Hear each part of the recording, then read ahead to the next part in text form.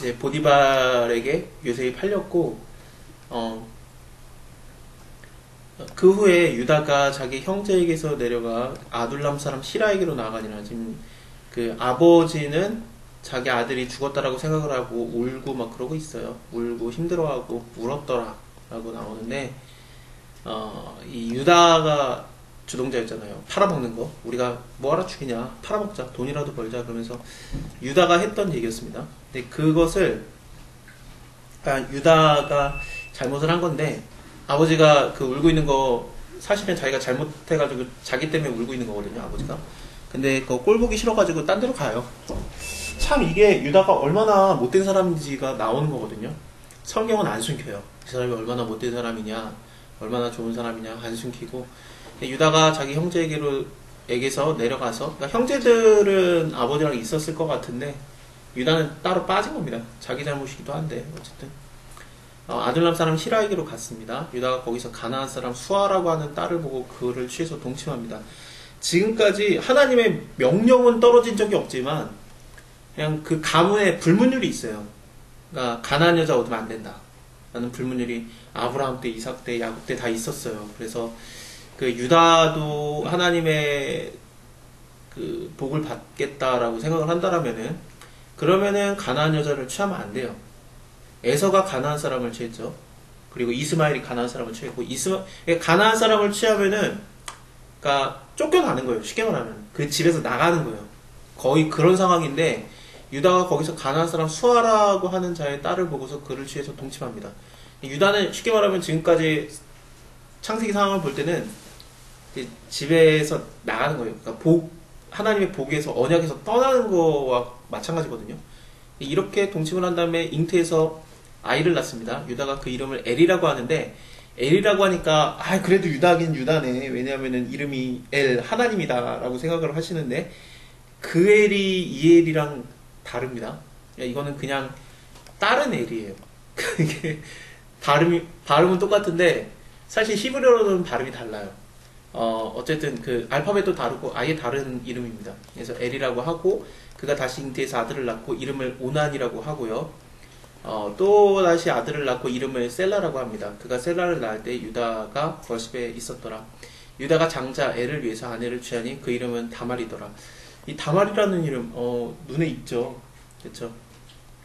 이제 다말이라는 여자를 그 엘을 위해서 취해주고, 유다가 장자 엘이 여호와의 목전에서 악함으로 여호와께서 그를 죽였습니다. 이거 오해 많이 하시는데, 둘째 때문에 첫째도 이렇게 오해를 하는데, 둘째는 이미 이 얘기를 여러분들이 아시니까, 둘째 오난이 그 땅에다가 설정을 하잖아요. 그래서 하나님께서 그를 죽였는데 그 일이 여호와께 악하게 보였기 때문에 그를 죽입니다. 근데 첫째 아들도 그렇게 죽었다라고 생각을 해요. 아니에요. 첫째 아들은 뭐 때문에 죽었는지 몰라요. 그냥 여호와의 목전에, 여호와의 눈앞에서 악함으로 하나님께서 그를 죽였습니다. 그래서 첫째 아들이 죽었고, 왜 죽었는지는 모르겠습니다만, 일단은 뭐 유다도 지금 현재 괜찮은 상황이 아니고, 엄마도 가난한 여자고, 그래서 하나님과는 전혀 상관없는 삶을 살았을 것 같아요, 장자가. 그래서 이렇게 죽었고, 둘째가 이제 오난인데, 유다가 오난에게 네 형세에게로 들어가서 남편의 아우의 본분을 행해서 네 형을 위해서 씨가 있게 하라. 이게 뭐냐면은, 우리는 지금 이해하기가 되게 어려운데, 이때 당시에는 여성의 모든 경제활동이 금지되어 있는 상황이었고, 그렇기 때문에 첫째가 아들이 없이, 뭐 정확하게는 아들이 없습니다. 딸을 낳으면은 그때는 별로 소용이 없었어요. 아들이 없이 죽으면은 둘째가 그 형수와 동침하게 돼 있어요. 그래서 둘째가 형수와 동침하고 아들을 낳아줍니다. 그럼 그 아들을 통해서 그러니까 씨가 유전되게 하는 거죠. 그러니까 장자가 만약에 죽었다라면은 이게 큰 문제가 생겨요. 왜냐하면 둘째가 이걸 원하지 않아요. 이대로 있으면은 이 오난 입장에서는 둘째인데 형이 죽었기 때문에 이 아우의 본분을 행하지 않으면은 자기가 장자가 돼요. 그러니까 아버지의 유산을 왕창 받는단 말이에요. 그렇기 때문에 오난 입장에서는 이 씨가 자기의 것이 되지 않으니까 형세에게로 들어갈 때 형에게 아들을 얻게 아니하려고 땅에다가 설정을 합니다. 하나님께서 이걸 보고 악함으로 그를 죽이시는데, 이것을 말씀을 너무 많이 오해해가지고 그럼 피임법에 대한 거가 하나님께서 원하시지 않는 거냐 생각을 하시는 분들이 있는데요. 그게 아니고 이 마음이 악했던 거예요. 네, 그 형수에게 그 아들을 낳아주면은 내가 장자가 아니라 그 애가 일종의 첫째 아들의 직분을 받는 거죠. 그러니까 내 재산이 나한테 올 수 있었는데, 그러니까 장자권이 나한테 올 수 있었는데 그게 그 아들에게 넘어가는 거예요. 그러니까 첫째를 세울 필요가 없죠, 자기 입장에서는. 그러니까 이거에 대해서 하나님께서 그걸 악하다고 보신 겁니다. 이게 또 어떻게 되냐면은 그 여자는, 이 다말이라는 여자는 일종의 경제권도 없고, 그 다음에 유다가 죽어도 남자에게 그 유산이 내려오기 때문에 아들이 없으면 유산이 없어요. 그럼 여자는 그냥 굶어 죽는 과부예요. 쫓겨나요. 그러니까 여자 이웃사랑하기 위해서 그 과부를 돌보기 위해서 사실은 애가 있어야 돼요. 그러니까 아들이 중요한 게 뭐냐면은 아들이 그 재산을 받는데 그걸로 갖다가 엄마를 봉양하게 돼 있거든요. 그러니까 아들이 전 재산이에요. 그래서 예수님께서도 복음서에서 그 나인성 과부의 아들이 죽은 걸 보고 살리시는 이유가 뭐냐면은 미래가 죽은 거예요. 과부 입장에서는 자기 미래가 죽은 게 아들이 죽은 건데, 사렙다 과부도 마찬가지입니다. 그런 상황입니다. 이스라엘만 그런 게 아니라 중동아시아가 다 그랬어요.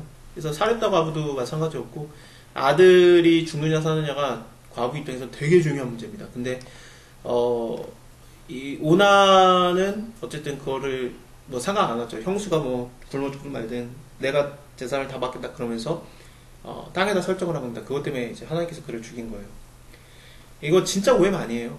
그래서 저기 미국에 암시 공동체라고 있는데 우리나라 청학동 같은 거예요. 거기에 전기불도 안 써요. 그냥 막 마차 타고 다니고 막 그러거든요. 미국에 그런 데가 있습니다. 거기 가보면은 3시 반이면은 식당이 다 닫아요. 와, 3시 반 전에 식당에서 먹어야 돼요. 진짜 그런 동네가 있어요. 거기에 물론 카드 받습니다. 예, 크레딧 카드는 받는데 뭐 카드는 언제든 받습니다. 예, 거기 제가 운전을 잘못해가지고 어떤 그 암시 공동체에 그냥 아무 집을 다른 데를 잘못 들어간 거죠. 제 입장에서. 근데 거기에 사람들이 우르르 나오는 거예요. 그러니까 너무 신기하니까 사람들이 다 저희를 구경하러 나오는데 애가 한 8명, 9명이 막 나와요. 왜냐면은 이 땅에다 설정하면은 하나님이 죽인다라는 생각을 갖고 있기 때문에 땅에다 설정을 안 해요. 그래서 그냥 무조건 낳거든요. 그러니까 이런 피임법 없이 낳으니까 애가 너무 많아요. 근데 그거를 이 말씀을 오해한 겁니다. 그러니까 피임이 잘못됐다라는 게 아니라 이거 자체를 하나님이 마음이 악하다고 본 거죠. 유다가 그 며느리 다말에게 이르되 수절하고 너의 아버지 집에 있어서 내 아들 셀라가 세 번째 아들인데 장성하기를 기다려라 하니 셀라도 그 형들과 같이 죽을까 염려해서 다말이 가서 그 아비 집에 있습니다. 그러니까 유다는 이 며느리 다말하고 같이 지내기만 하면 죽으니까 이 며느리 때문에 죽은 건 아니에요. 하지만 첫째도 아들은 어쨌든 죽었는데 왜 죽었는지 모르다가 둘째 아들은 들어간 다음에 같이 동침한 다음에 바로 죽어서 나오니까 이거 셋째 아들까지 죽는 거 아니야? 그러면서 제 염려해서 다말을 친정집으로 돌려보냅니다. 얼마 후에 유다의 아내 수아의 딸이 죽었어요. 그래서 이제 가나안 여자, 자기랑 결혼한 여자는 죽었고 유다가 위로를 받은 후에 그 친구 아둘람 사람 히라와 함께 딥나로 올라가서 자기의 양털 깎는 자에게 이르렀습니다. 그래서 혹이 다말에게 고하되 네 시아버지가 양털 깎으려고 지금 딥나에 올라간다 하니까 그가 그 과부의 의복을 벗고 면박으로 얼굴을 가리고 몸을 휩싸고 딥나 길 곁에 에나임 문에 앉습니다.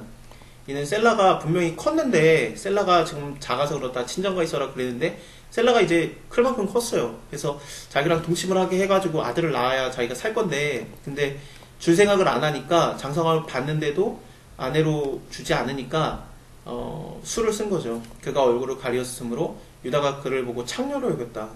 유다 입장에서는 얼마 전에 자기의 누이 디나가 창녀로 여겨져서 강간을 당해가지고 세겜의 왕자에게 그래서 그 유다의 위에 그러니까 시몬과 레위가 가가지고 할례받게 해가지고 싹 죽였잖아요.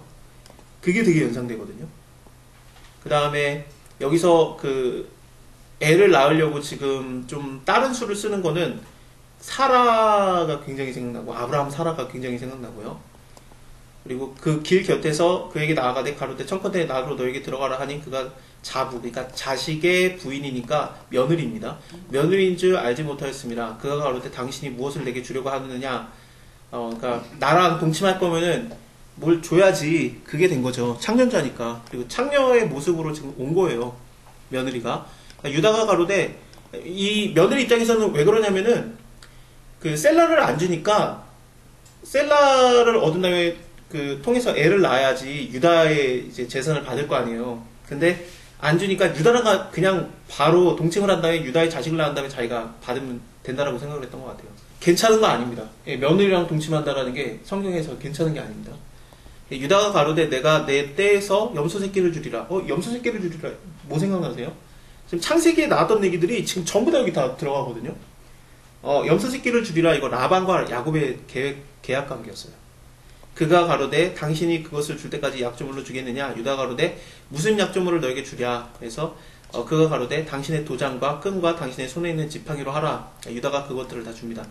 여기서의 도장과 끈과 손에 있는 지팡이로 말하면은 지금으로 따지면은 인감도장, 주민등록 등본, 그 다음에 등기등본, 그 내용 증명을 다 떼어준 겁니다. 그래서 그 사람이라는 걸 증명할 수 있는 걸 다 줬어요.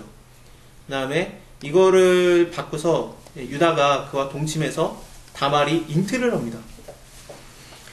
그가 일어나서 떠나고 면박을 벗고 과부의 의복을 도로 입고 있었습니다. 유다가 그 친구 아들람 손에 부탁해서 염소 새끼를 보내고 그 여인의 손에 약조물을 찾으려고 한다라고 하면서 이제 친구에게 부탁을 해가지고 염소 새끼 하나 주고 그 창녀에게 주고 내가 그 여자한테 맡긴 게 있는데 내 인감도장 그리고 그 등기부등본 그거 다 받아달라 내용증명서도 받아달라고 했더니 여인이 안 찾아지는 거예요. 그래서 그가 그곳 사람에게 물어서 길 곁에 에나임에 있던 창녀 어디 갔느냐 그랬더니 그들이 여기는 창녀 없는데. 그래서 그 친구가 유다에게로 돌아가서 내가 찾았는데 없던데 거기에 창녀 없대. 그러니까 유다가 그것을 그냥 가지게 둬라. 우리가 부끄러움을 당할까 하노라.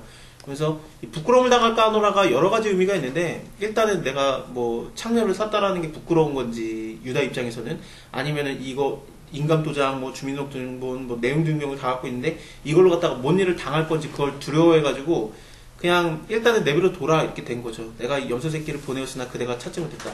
옛날에야 뭐 도장이라든지 인감도장 뭐 내 거 아니다 그러면 되니까 요즘에야 뭐 이게 다 그 동사무소에 들어가지만 예전에는 아니잖아요. 어쨌든 이거 그냥 없던 걸로 치지 뭐 그러면서 그냥 없애려고 한 거죠. 그냥 묻어두려고 한 겁니다. 근데 안 묻어져요. 안 묻어지고 석 달 후쯤에 혹이 유다에게 고하되 네 며느리 다말이 행음했다. 분명히 과부여서 혼자 있는데 분명히 친정집에 혼자가 있었는데 잉태했다. 그러니까 유다가 가로되 그를 끌어내서 불사르라. 여인이 이제 끌려나갈 때 시아버지에게 말하는 거죠. 이 물건의 임자 때문에 내가 잉태했습니다. 보소서 도장과 끈과 지팡이가 누구 것입니까? 그랬더니 유다가 이거 알아봅니다. 그래서 그가 나보다 옳다. 내가 그를 내 아들 셀라에게 주지 않았기 때문에 그렇다.